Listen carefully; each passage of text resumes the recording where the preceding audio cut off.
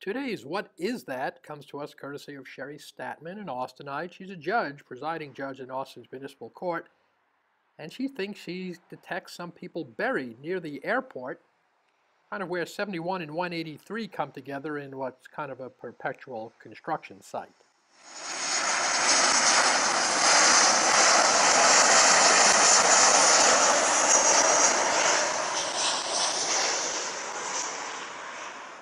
Sure enough, behind the construction fence and some other fences, there's a headstone.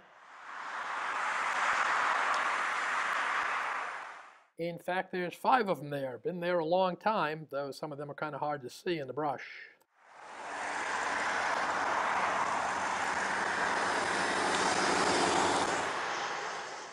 So American-Statesman transportation writer Ben Ware and I picked up the judge and we headed out to take a look at the little cemetery. Ben's done some research on this and the judge has some theories.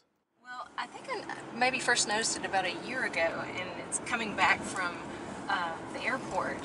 And my theory is it's an old abandoned family cemetery, but I have no idea how that would have ended up in the middle of one of the busiest intersections in Austin. Pretty good research, Judge. The cemetery is a family thing and it dates back to the mid-19th century. Okay, we're on the exit from 71 to 183 going northbound, and now we're on something that my car probably shouldn't be on. Let's see here. Rip wrap. Oh! So what's new since last you were here? This outer fence? Yeah, this outer fence.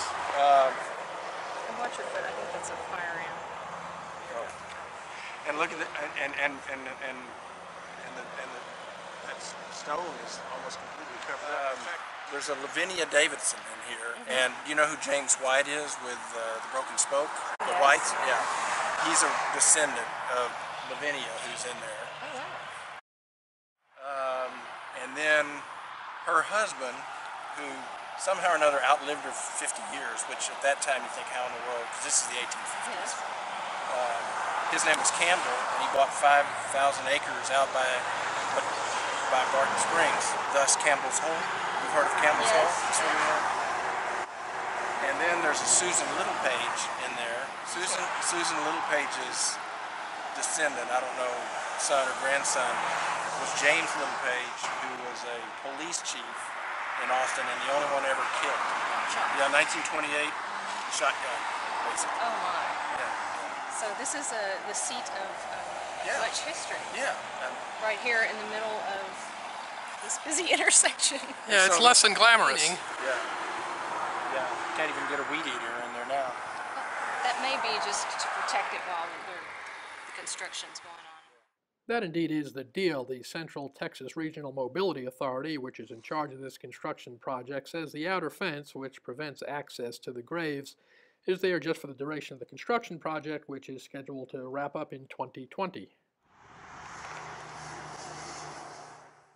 Project managers say they're determined not to do anything to disturb this final resting place on final approach at the airport.